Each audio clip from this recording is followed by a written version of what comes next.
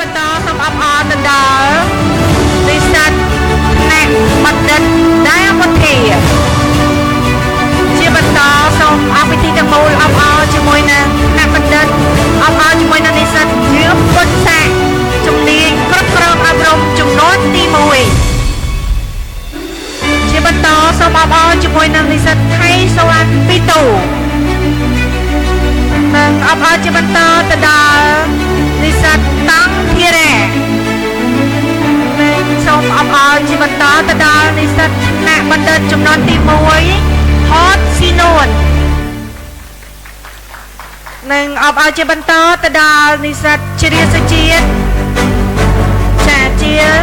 និស្សិតជំនាញនិរន្តរភាពនៃការគ្រប់គ្រងប្រព័ន្ធអេកូឡូស៊ីអរគុណយ៉ាងជ្រាលជ្រៅចំពោះវត្តមានដ៏ពងពោះរបស់ឯកឧត្តមបណ្ឌិតសភាចាអបនាយករដ្ឋមន្ត្រី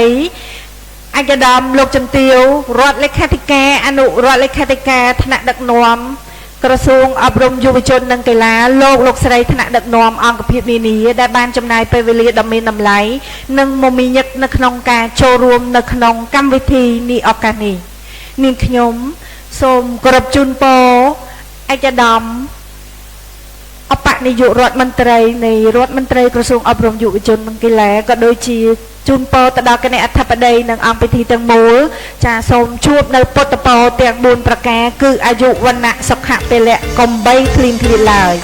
នាងខ្ញុំសូមអនុញ្ញាតអង្គពិធីទាំងមូលអបអរសាទរជាសេចក្តីថ្លែងអំណរគុណយ៉ាងជ្រាលជ្រៅចំពោះវត្តមានដ៏ពងពោះរបស់ឯកឧត្តមបណ្ឌិតសភាចាក៏ដូចជាគណៈអធិបតីទាំងអស់នៅក្នុងកម្មវិធីនេះឱកាសនេះផងដែរ